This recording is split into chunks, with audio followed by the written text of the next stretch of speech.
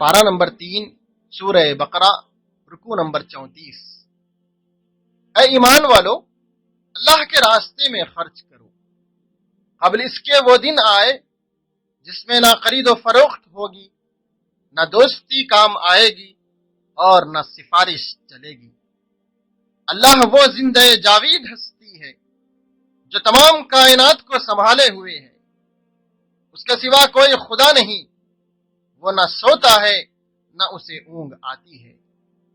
زمین اور آسمان میں جو کچھ ہے اسی کا ہے۔ کون ہے جو اس کی جناب میں اس کی اجازت کے بغیر سفارش کر سکے؟ جو کچھ بندوں کے سامنے ہے اسے بھی وہ جانتا ہے، اور جو کچھ ان سے اوجھل ہے اس سے بھی واقف ہے۔ اس کی معلومات میں سے کوئی چیز ان کی گرفت یا ادراک میں نہیں آ سکتی، الا یہ کہ کسی چیز کا علم اللہ خود ہی ان کو دینا چاہے۔ اس کی حکومت آسمانوں اور زمینوں پر چھائی ہوئی ہے، اس کی نگہبانی اس کے لیے کوئی تھکا دینے والا کام نہیں، بس وہی بزرگ و برتر ذات ہے۔ رکوع نمبر 35۔ حضرت ابراہیم علیہ السلام نے نمرود سے کہا کہ میرا رب وہ ہے جس کے اختیار میں زندگی اور موت ہے۔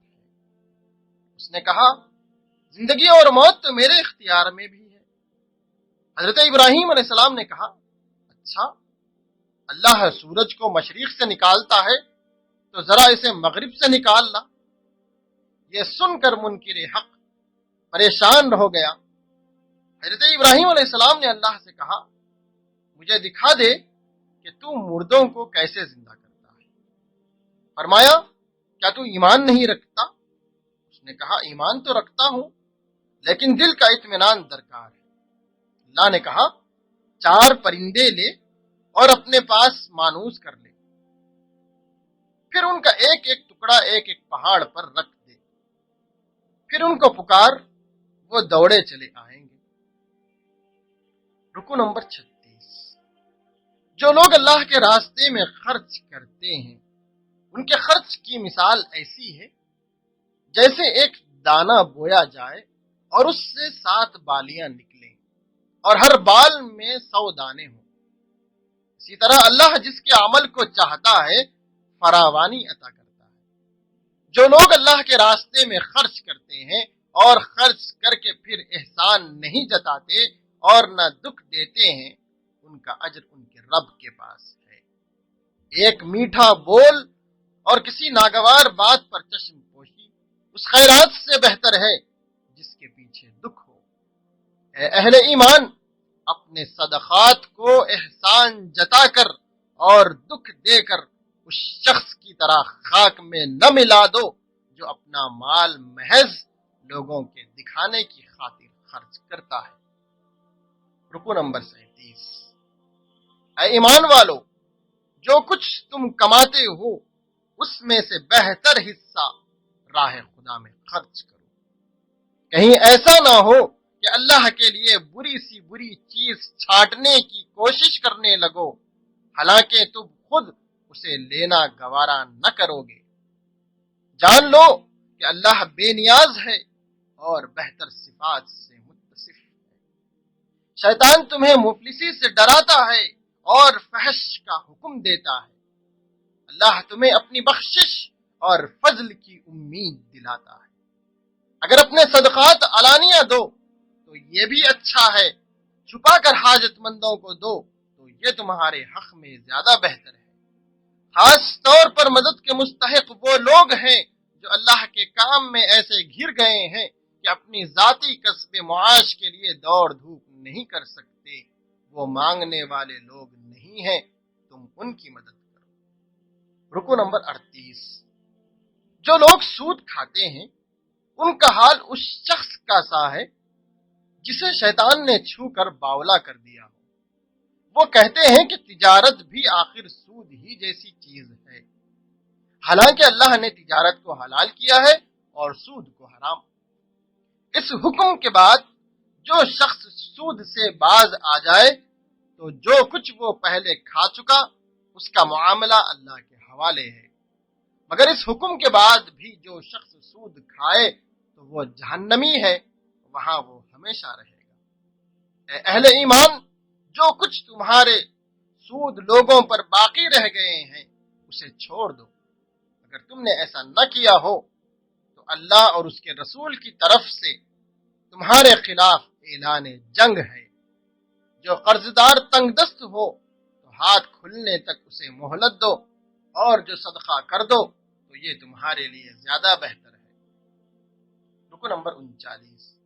اے اہل ایمان، جب کسی مقرر مدت کے لیے آپس میں قرض کا لین دین کرو تو اسے لکھ لیا کرو، اور اپنے مردوں میں سے 2 آدمیوں کو اس پر گواہ بنا لو۔ اگر 2 مرد نہ ہو تو 1 مرد اور 2 عورتیں ہوں، تاکہ ایک بھول جائے تو دوسری اسے یاد دلا دے۔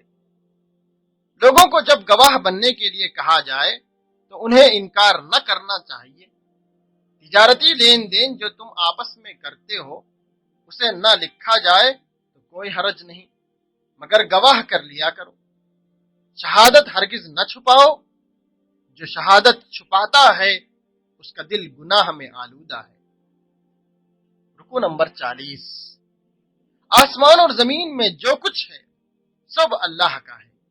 تم اپنے دل کی باتیں خواہ ظاہر کرو خواہ چھپاؤ، اللہ بہرحال ان کا حساب تم سے لے گا۔ اللہ کسی متنفس پر اس کی طاقت سے بڑھ کر بوجھ نہیں ڈالتا۔ جو کوئی نیکی کمائے گا اس کا پھل اسی کے لیے ہے، اور جو بدی سمٹے گا اس کا وبال اسی پر ہے۔ ایمان والو، یوں دعا کیا کرو، اے ہمارے رب، بھول چوک میں جو قصور ہو جائیں ان پر گرفت نہ کر، مالک ہم پر وہ بوجھ نہ ڈال جو تو نے ہم سے پہلے لوگوں پر ڈالے تھے۔ پروردگار، جس بار کو اٹھانے کی طاقت ہم میں نہیں ہے وہ ہم پر نہ رکھ، ہمارے ساتھ نرمی کر، ہم سے درگزر فرما، ہم پر رحم کر، تو ہمارا مولا ہے، کافروں کے مقابلے میں ہماری مدد کر، آمین یا رب العالمین۔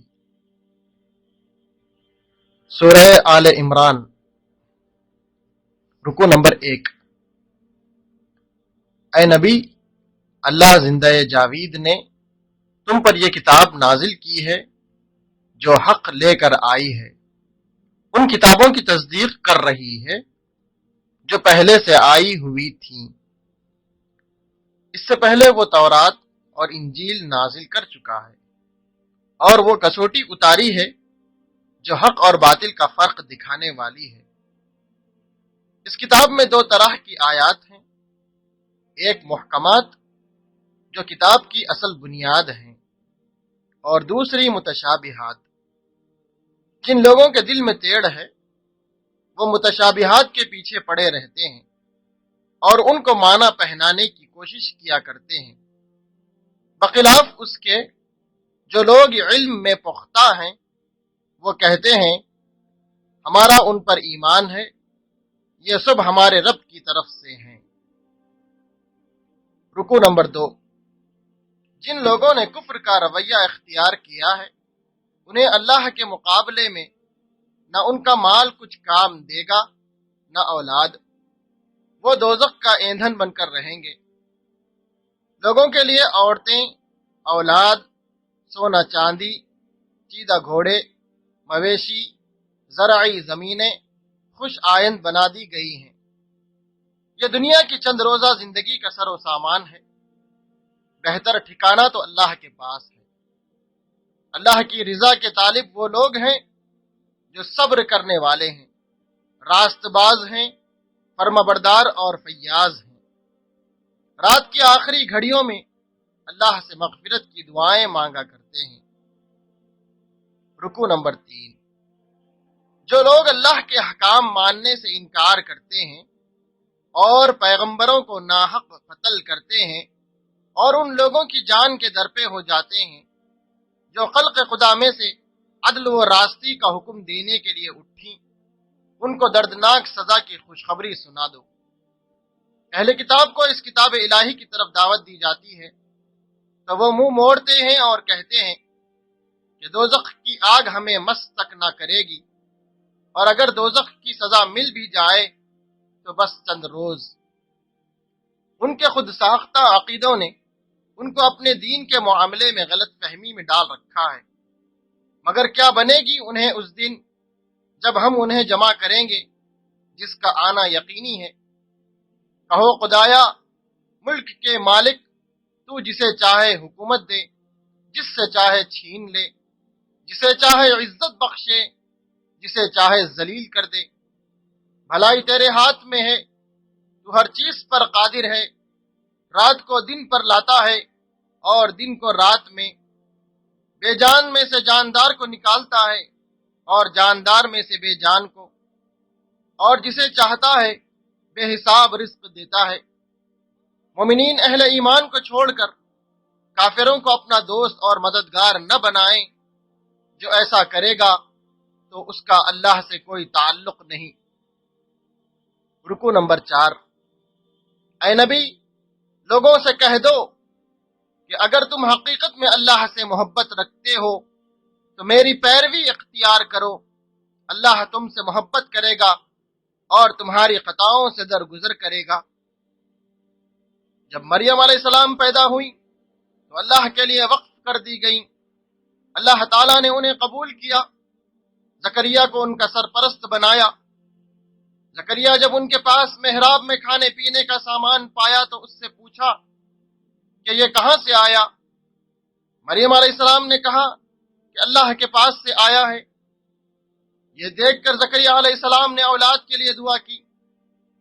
جب انہیں لڑکے کی خوشخبری دی گئی تو زکریا علیہ السلام نے کہا، میرے یہاں لڑکا کہاں سے ہوگا جبکہ میں بہت بوڑھا ہو چکا ہوں اور میری بیوی بانجھ ہے؟ جواب ملا، ایسا ہی ہوگا، اللہ جو چاہتا ہے کرتا ہے۔ رکو نمبر 5۔ فرشتوں نے مریم علیہ السلام کو مسیح ابن مریم کی خوشخبری دی اور کہا کہ وہ دنیا و آخرت میں معزز ہوگا، لوگوں سے گہوارے میں بھی کلام کرے گا اور بڑی عمر کو پہنچ کر بھی وہ مرد صالح ہوگا۔ مریم علیہ السلام نے کہا، پروردگار میرے یہاں بچہ کیسے ہوگا جبکہ مجھے کسی شخص نے چھوا تک نہیں ہے؟ جواب ملا، ایسا ہی ہوگا، اللہ جو چاہتا ہے کرتا ہے۔ جب وہ فیصلہ کر لیتا ہے تو بس کہتا ہے ہو جا تو وہ ہو جاتا ہے۔ حضرت عیسیٰ علیہ السلام نے بنی اسرائیل کو اللہ کی طرف دعوت دی اور معجزے بتائے۔ مٹی کی شکل بنائی اور پھونکا تو وہ پرندہ بن گیا۔ مادرزاد اندھے اور کوڑھی کو اچھا کیا، مردے کو زندہ کیا۔ یہ سب اللہ کے حکم سے کیا۔ پھر بھی قوم نے نہ مانا، سوائے چند کے جنہوں نے یہ اعلان کیا، ہم اللہ کے مددگار ہیں۔ رکو نمبر 6۔ بنی اسرائیل نے حضرت عیسیٰ علیہ السلام کے خلاف خفیہ تدبیریں کی۔ اللہ نے کہا، اے عیسیٰ، میں تجھے واپس لے لوں گا اور اپنی طرف اٹھا لوں گا۔ تیری پیروی کرنے والوں کو قیامت تک ان لوگوں پر بالادست رکھوں گا جنہوں نے تیرا انکار کیا، پھر آخرت میں سب کا فیصلہ کر دوں گا۔ اللہ کے نزدیک عیسیٰ علیہ السلام کی مثال آدم کی سی ہے۔ اللہ نے اسے مٹی سے پیدا کیا اور حکم دیا کہ ہو جا، اور وہ ہو گیا۔ اے نبی صلی اللہ علیہ وسلم، یہ اصل حقیقت ہم تمہیں بتا رہے ہیں، تم ان لوگوں میں شامل نہ ہو جاؤ جو اس میں شک کرتے ہیں۔ اب اس معاملے میں تم سے کوئی جھگڑا کرے تو ان سے کہو کہ آؤ ہم اور تم خود بھی آ جائیں، اپنے بال بچوں کو بھی لائیں اور خدا سے دعا کریں کہ جو جھوٹا ہو اس پر خدا کی لعنت ہو۔ رکو نمبر 7۔ اے نبی صلی اللہ علیہ وسلم کہو، اے اہل کتاب، آؤ ایسی بات کی طرف جو ہمارے اور تمہارے درمیان یکساں ہے، یہ کہ اللہ کے سوا کسی کی بندگی نہ کریں، اس کے ساتھ کسی کو شریک نہ ٹھہرائیں، اور ہم میں سے کوئی اللہ کے سوا کسی کو اپنا رب نہ بنا لے۔ اگر وہ منہ موڑیں تو صاف کہہ دو کہ گواہ رہو، ہم تو مسلم ہیں، ابراہیم علیہ السلام سے نسبت رکھنے کا سب سے زیادہ حق اگر کسی کو پہنچتا ہے تو ان لوگوں کو پہنچتا ہے جنہوں نے اس کی پیروی کی، اور اب یہ نبی صلی اللہ علیہ وسلم اور اس کے ماننے والے اس نسبت کے زیادہ حقدار ہیں۔ رکو نمبر 8، اہل کتاب میں سے ایک گروہ کہتا ہے کہ اس نبی صلی اللہ علیہ وسلم کی تعلیمات پر صبح ایمان لاؤ اور شام کو اس سے انکار کر دو۔ شاید اس ترکیب سے اہل ایمان سے پھر جائیں۔ ان سے کہہ دو ہدایت تو اللہ کی ہدایت ہے، ان میں سے کچھ کی اخلاقی حالت اتنی گری ہوئی ہے کہ اگر تم 1 دینار بھی اس کے پاس رکھو تو ہڑپ لے گا۔ یہ اس لیے کرتے ہیں کہ وہ یہ سمجھتے ہیں کہ امیوں کے معاملے میں ہم پر کوئی مواخذہ نہیں۔ یہ بات محض جھوٹ گھڑ کر اللہ کی طرف منسوب کرتے ہیں، حالانکہ انہیں معلوم ہے کہ اللہ نے ایسی کوئی بات نہیں فرمائی ہے۔ اللہ کسی انسان کو کتاب اور نبوت عطا فرمائے اور وہ لوگوں سے کہے کہ اللہ کے بجائے تم میرے بندے بن جاؤ، ایسا ہرگز نہیں ہو سکتا، اور وہ تم سے ہرگز نہ کہے گا کہ فرشتوں اور پیغمبروں کو اپنا رب بنا لو۔ کیا یہ ممکن ہے کہ ایک نبی تمہیں کفر کا حکم دے جبکہ تم مسلم ہو؟ رکو نمبر 9، یہ لوگ اللہ کی اطاعت کا طریقہ چھوڑ کر کوئی اور طریقہ چاہتے ہیں، حالانکہ آسمان و زمین کی ساری چیزیں چارہ و ناچارہ اللہ ہی کی تابع ہیں اور اسی کی طرف سب کو پلٹنا ہے۔ اے نبی، کہو کہ ہم اللہ کو مانتے ہیں، اس تعلیم کو مانتے ہیں جو ہم پر نازل کی گئی ہیں، اور ان تعلیمات کو بھی مانتے ہیں جو ابراہیم، اسماعیل، یعقوب اور اولاد یعقوب پر نازل ہوئی تھیں، اور ان ہدایات پر بھی ایمان رکھتے ہیں جو موسیٰ اور عیسیٰ اور دوسرے پیغمبروں کو ان کے رب کی طرف سے دی گئی ہیں۔ ہم ان کے درمیان فرق نہیں کرتے، اور ہم اللہ کے مسلم ہیں۔ اس اسلام کے سوا جو کوئی شخص اور طریقہ اختیار کرنا چاہے وہ طریقہ ہرگز قبول نہ کیا جائے گا، اور آخرت میں وہ ناکام و نامراد ہوگا۔ جن لوگوں نے ایمان لانے کے بعد کفر کیا، نہ ان کی سزا میں تخفیف ہوگی نہ انہیں مہلت دی جائے گی۔ ہاں، اگر کوئی توبہ کرے اور اپنے طرز عمل کی اصلاح کرے تو اللہ بخشنے والا اور رحیم ہے۔